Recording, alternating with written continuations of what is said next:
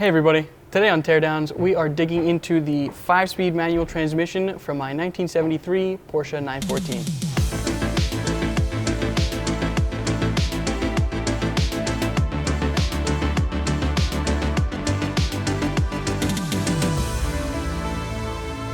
I'm Christian Schaefer, a staff writer here at FCP Euro, and with me is my friend and coworker Nathan Brown, events director. And we are getting into this side shift transmission out of my Porsche 914 today. And this is which box, the 901? This is a version of the 901. It would have been the first 5-speed transmission that came in the earliest Porsche 911s. But because this is in a mid-engine car and not a rear-engine car, it's just a little bit different. It's a little backwards, a little upside down to work with that different orientation. Gotcha. So I have a reasonable amount of experience or sort of know the history of some of this. So it was, in terms of Porsche gearboxes, it was 901, 915, yes, and then the G50. The G50 is the one that was like the classic air-cooled transmission that was pretty modern. I've driven like SCs with the 915, and I've driven one 914 that had this classic box in it. Yes, the 901, yep. All brand new linkage, like all rebuilt, everything. And even with that driving experience, it was kind of like a wet spaghetti noodle loosely connected to something else in the car. Yeah, so that's sort of a character trait of the 914 because the transmission is all the way at the back of the car because it's mid-engine. The shift linkage, the rod itself, is really long. It's, I don't know the exact length, but somewhere around 6 feet, something like that. So there's a lot of play in the system. It's never really that direct, even with all the upgraded bushings and things like that. So it takes a certain technique to drive well, drive fast, definitely a certain whatever. Technique to drive well and drive fast, yes. Also catching up a lot of people is the fact that it uses a dogleg 5-speed pattern. So first gear, rather than being to the left and up, is to the left and back. That was done strictly for racing purposes. First gear really isn't used on endurance racing, maybe a little bit in hill climb. But keeping second and third and fourth and fifth within the same gates makes it a lot easier when you're downshifting on the racetrack, much safer so you don't blow up your gearbox. So it's a racing transmission? Yeah, more or less it's a racing transmission. Porsche really didn't have too much money back in the day, so the one gearbox they designed was going to be built for racing because that's what they wanted to do, and it sort of just went into everything. What are we expecting to find inside? So I put 10,000 miles on this myself, and a couple autocrosses, and it did really well, though it's definitely not perfect. First and second gear, when the box got warm, were a little crunchy, not very happy. So that's sort of a typical failure point on these. The synchro hubs and the synchros do wear out. They're pretty old at this point, almost 50 years old. So that's a typical replacement, yeah. Mileage? Mileage, oh, wow.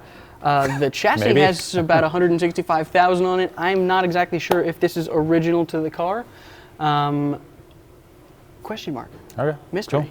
All right, so now we've kind of talked about it a little bit. Let's get into breaking it down. I'm going to work on the tail cover. You can work on the diff, but before you get that side plate out, you're going to need to take these stub axles out first. Developed in the early 60s, the 901 transmission was the gearbox of choice for Porsche's road-going models and early racing prototypes. The 914's version is the final evolution, utilizing a magnesium case and a unique side shift linkage. Pulling off the side cover and tail housing will give us our first look at the decade of revisions Porsche put into its first 5-speed. It's interesting to look at this, at how compact it is, because obviously the differential takes up that's like at least 50% of this case. So yeah, absolutely. Everything else is just right here. Yep, this gear set is just bing, right there. Yeah. And first gear, obviously, in this tail housing cover, which we will see. And there you go. All right, so there is the inside of my transmission. This is reverse gear right here. As you can see, straight cut. That's why reverse winds. Here's your guide. This big piece right here is your first gear synchro slider, your shift fork. This is your drive gear for your speedometer. This is it. Essentially this plate here houses or holds up the entire shaft other than the input over here. So basically you have your input coming, engine's bolted here, input comes in through here. Yep. Past the differential. Actually engages the gear stack here on the main shaft, and then sends it back through. Yep. Back through to the differential. Yep.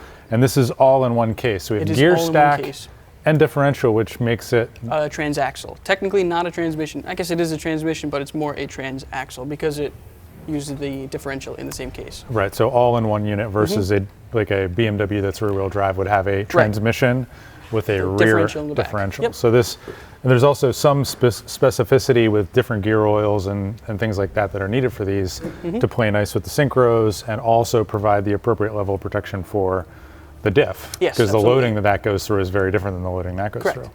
All right, so this specific transmission is the later transmission. Starting in 1973, Porsche changed their 914 gearboxes. On the original transmissions, on the bottom of the tail housing was where the shift rod connected. So down here, it would have connected here. Those are typically called the tail shift transmission. This one is not. This is a side shift transmission. So instead of at the tail housing, it's here on the side of the transmission. Porsche did that to improve shift quality, and it did, but as Nathan found out, was not perfect. They did what they could do. It's a vintage car. You always got to keep that in mind. It's part of the driving experience. Yes, the character of the car. Yes, exactly. It's why you drive it on Sundays and on Right. trips, but not necessarily what you want to drive All day long every in day. traffic. Yeah. All right. All right. So what's the next step? Next step, pull the selector fork off, slide the guide and the first gear slider out, and then we can pull the whole case assembly out, or the whole gear set out. And that all comes out as one stack, you Yes, said? all out as one stack with this bearing plate here. All right. All right, so this is your shift fork for your first and reverse gear, and then this is your first and reverse gear slider. So the teeth on the inside here are what engages with the teeth on first gear here, engaging it. So when you're grinding first gear or you're trying to select first gear and it's not exactly working, these teeth and these teeth are not intermeshing correctly. So because this was used so heavily in autocross before I bought the car, Yep. first gear has seen some abuse. I was going to say, I see some absolute marking there. On the synchro, yes. And that's pretty delicate looking. It's not. It's not a beefy piece. It's not Yeah. a beefy transmission. I Right. mean, you don't need a whole lot when you're not pushing more than 210 horsepower through them, but even then, if you're not careful, you can really abuse these, and this is not amazing. When we get this off, we'll take a closer look at the teeth here, and I can already see they're not in good shape. So let's keep going. All right. So this, right here, this little plastic piece, is what attaches to your shift rod, which is connected to the shifter itself inside the transmission, or inside the car. And this reaches up into the transmission and engages the two shift forks, or the several shift forks, which engages your gears. So depending on where the shift rod is, this way and this way, it'll engage the different gears, or different forks, and that'll engage the different gears. That'll basically slide the gears back and forth, almost engaging them on and off of the synchros, on and off of the engagement. Exactly. All right, now we've gotten kind of everything out of the way, and it's time to remove the entire gear set. It'll come out with this plate here. A couple tippy taps? Sure. Why not, right? Should I be utilizing that tool? Oh, man. I'll let you put your hands there, and I'll hit it. With the tail housing out of the way, the next step was simple. Knock out the bearing plate and gear stack. And there you go. That's 5 speeds. Not very big, but that's all it takes in a super light car made from the 70s that doesn't make a whole lot of horsepower. Nothing fancy there. Yeah. Classic open differential. Yep. I like these little securing clips They are for cool the looking, actual aren't nuts to keep everything locked in. But I mean, honestly, like looking at the bearings and stuff like that, They're not bad. and you don't see when No the wear actual on the ring teeth. yeah, there's not really anything that I see excessive in terms of heat. You do see a little bit of wear, which I would expect with unknown mileage on an unknown Sure. vehicle, but in terms of the actual condition, there's not really anything to write home about here. It's totally perfect. Yeah, looks good. Okay, so we got everything apart. Yep. What do we got here? This is your main gear stack. This is it. This is your main shaft and your pinion shaft here. So this right up here would be the front of the transmission. This piece here sticks out of the transmission and engages inside of the clutch disc. Yes, it sits just about here. This would be inside your differential, which is holding up our gear set for us, sits right about here in the transmission. And then as you engage drive, engine torque comes through this input shaft here and spins the gears inside the transmission.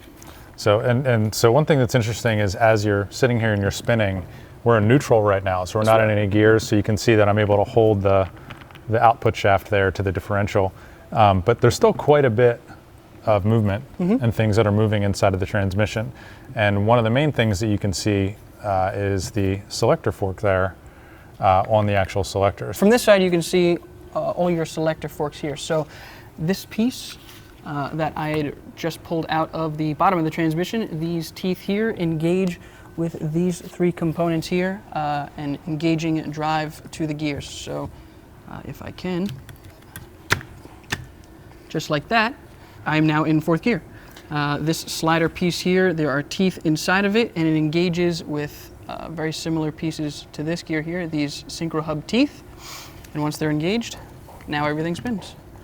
And so basically that's the synchros literally that are engaged right there, right? Yes. So this piece right here that looks like friction material essentially is your synchro. That is what's slowing down these gear sets as you go to engage the transmission. And then the teeth within the slider and the synchro hub here are what actually engage and engage drive. Locked together. Yep. So and while we're talking about it and we have everything out and we can look at it, similar to the differential, everything actually looks really good. I'm not seeing a ton of excessive wear on the teeth. I'm not seeing any bluing, evidence of extreme heat. The bearings look great. It's done pretty well. I mean, for the most part, other than the crunchy first gear when the gearbox got hot and a little bit into second, it was fine. It shifted nice. It felt okay. It didn't leak. I mean, and it's definitely like great spares. You could very good spares. easily rebuild it, put it back together, and have a whole spare transmission for the car 100%. ready to go. So one question I do have for you with the open differential, is that something you can upgrade, replace? Are you going to upgrade or replace it, or not yet? Probably not yet, but yes, it is definitely upgradable. Porsche offered a limited slip differential from the factory. That was a fairly rare option. You don't really want to use those these days either. The kind of old technology, something like a Quaife differential, a torque biasing limited slip, or something from Guard transmissions. Those are a much better replacement if you're going to do high performance driving, if you're on the track, autocross, something like that. That's the way you want to go. Cool. So we just pop this out? Not quite. A couple more steps first. This has to be put in a vise. Then according to Porsche's factory service manuals, as they wrote them in 1970 or 1973, we take 2 screwdrivers and pry off this guide here. Then we can slide first gear off, and then we can push these shafts out of the bearing plate. Screwdrivers. I mean, that's what I would have used, but generally that's the wrong instinct. So. Yes, generally that's not really something you would lean towards doing, but it's in the manual, it's in the instructions, so we're going to do it. All right, so we've got it in the vise now. I'm going to use 1 pry bar and 1 big screwdriver. I'll pop it off and you'll catch. And it should just come right off. We'll see what happens here. Yep, just like that. Nice. That was way easier than I thought it was going to be. And here is So that's reverse. so your first gear assembly. Whoa. Or first gear, sorry. First gear assembly. Whoop. Your spacer washer, So- your needle bearing. Yep. Looks to be in good shape. Hold on. So do you want to hit and I'll catch, or I'll hit, you catch. Yeah, if I hurt anything, if anything gets hurt, I'll make sure. this happened? This happened before. And No, I mean, not your hand. Now we've got the shafts out of the bearing plate. Yep. Here we have our main shaft. Here we have our pinion shaft. First thing we really want to look at is the condition of the roller bearings here. These are what ride inside the transmission and keep everything spinning happily. And really, upon first glance, it looks really good. Just sort of like everything else we've seen so far, taking it apart. Everything's really pretty clean, other than the obvious, first gear issues. So there's really not much to do here other than kind of check it out. We can split these shafts apart and press everything out. We honestly don't need to do that. The gear sets themselves, first, second, third, fourth, and fifth, they're all kind of assembled the same, so we can break down first gear here and kind of show you how that all works. So for this, we're just going to move these out of the way, and we'll take a look at first gear here. So there are just a few components in this gear assembly here. This big piece here is your first gear. Pressed onto the front of it here is your synchro hub teeth. That's what engages the gear with your sliders. And then above it here, this carbony friction surface looking thing is the synchro. That's what you'll find wears a lot on these and causes a lot of the issues with the teeth here, causing the grinding. This is what slows down the slider and kind of aligns everything, gets everything spinning the same speed so it engages nicely and smoothly. All right, circlip off. Here is your synchro. So not the worst I've seen. Some wear line down the middle here. That's sort of typical, kind of what I expected to find. But if we're looking at something really terrible, much worse. Right down past the friction surface, much worse here. Yeah, you can and you can see the grooves of those synchro teeth jammed into the synchro here. Yeah, exactly, exactly. It's not looking very good. But with the synchro out of the way, holding it or putting pressure on it are these few bits here. This is your brake band. It's only a 3-piece on first gear. Second through fifth, it's going to be a 4-piece. Looks a little bit different, but essentially does the same job here. Yeah, and this kind of speaks to a lot of how they designed and built a lot of transmissions back then. It's not unusual in older cars to have first gear kind of be like that. And a lot of Volkswagens are the same way, probably very similar design and similar parts and pieces. So a lot of modern cars, it's not as big of an issue, probably a little bit beefier, but back then it was probably almost an afterthought to even try to synchronize it in the first place. So, absolutely. Yeah. All right, so I was actually just messing with this and was engaging the synchro, and as it turns out, I managed to get the race to budge a little bit. All right. So we can kind of use this as an opportunity to discuss kind of how these are assembled in general, how most transmissions are. So as you can see, I managed to get the race to budge, and we should be able to just pop this the rest of the way off. And there you go. And so essentially what we have here is that kind of primary washer, bevel, the bearing race. The bearing race, right, for the bearing plate where it's sat in. And then you have your gear. You have your gear and your slider on top here. So this, I know you engaged it on the transmission. This is your second and third or fourth and fifth gear slider. And then here is another assembled gear, just very similar to first gear here. Essentially the same thing. Clip off, synchro off, brake bands. You do need a special tool and a press to get these synchro hubs off. There's nothing really special underneath, so it's not really worth showing. But. Yeah, and essentially this is how pretty much every transmission's built. You basically have all these different stacks and bearings that get pressed into place, usually with shims or certain tolerances and things like that, and then assembled into a big unit. So kind of like advanced Tinker Toys or something, I don't know. Very advanced Tinker Toys, yes, with very specific clearances and tolerances and whatnot. Speaking of which, you had mentioned the gasket is used as a shim? Yes, so on these bearing plates here, where can you see it? A little bit here. So the gasket in between your bearing plate and your main transmission case is what you're going to use to set your pinion depth. So your pinion teeth, these guys here, need to sit on a specific position on the ring here to have good contact. If they're out of place, they're going to have excessive wear either on the inside or the outside, up and down as well. So when you're assembling these transmissions, the gasket, it comes with a few different paper shims, paper gaskets, that are different thicknesses. So that's what you're going to use to set that depth and get this all set up correctly. Okay, so we've got your transmission here. It's pretty much blown apart in little pieces. What did we find? What did we expect to find? Well, we found what I was expecting. A little bit or a lot of wear on this first gear synchro hub, but everything else in pretty good shape. Bearings looking nice, diff is in good shape. It really was a good functioning box and didn't need to be taken apart, but in the name of science, here we are, looking at the insides. And with that just about wraps up our teardown video for today. If you've enjoyed this video, check out our YouTube channel. There are quite a few more engine teardowns, including one of the engine that was bolted to this transmission, an air-cooled Volkswagen Flat 4. There's also some other stuff, some BMW stuff, and another Porsche engine as well. If you liked the video, don't forget to like, comment, and subscribe, and hit that bell for some notifications for future videos. Thanks for watching. That was the money. That was the money shot. Good job.